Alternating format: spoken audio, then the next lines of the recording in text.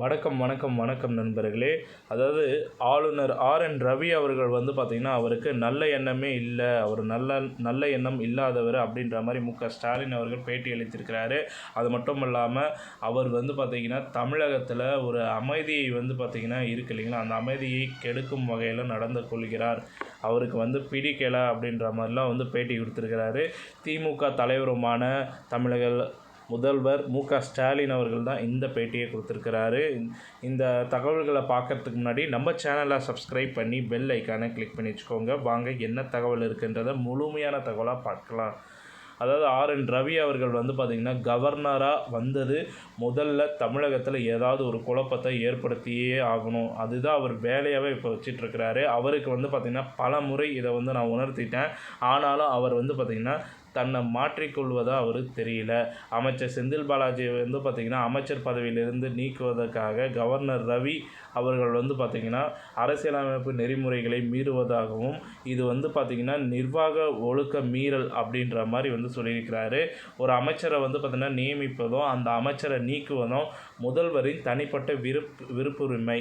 அதை பார்த்திங்கன்னா அவர் பார்த்திங்கன்னா மற்ற விஷயங்களை தவிர இதை சார்ந்தே பார்த்திங்கன்னா பேசிகிட்டு இருக்காரு. வேறு யாருக்கும் அந்த அதிகாரமும் இல்லை அப்படின்ற மாதிரி சொல்லியிருக்கிறாரு. ஒரு அமைச்சருக்கு பதவி பிரமாணம் செய்து வைப்பது மட்டும்தான் அவருடைய வேலை.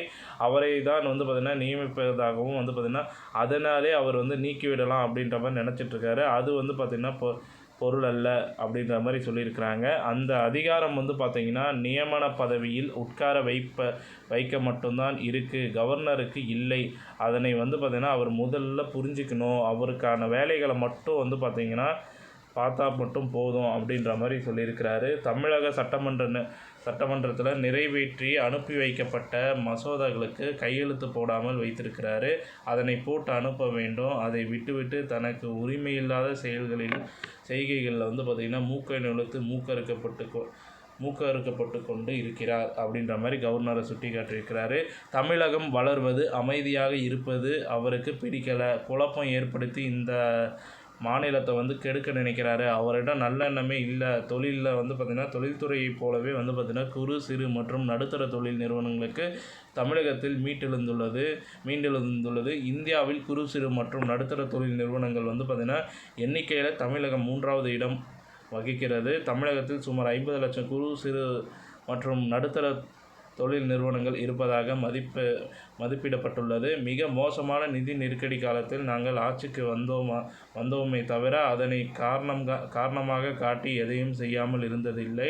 வருவாய் பற்றாக்குறையை குறைத்துள்ளோம். கொடுத்த வாக்குறுதிகளை பெரும்பாலானவற்றை பார்த்திங்கன்னா நிறைவேற்றி காட்டியிருக்கிறோம். செப்டம்பர் 15 முதல் மகளிர் உரிமை தொகையை வழங்கப் போகிறோம்.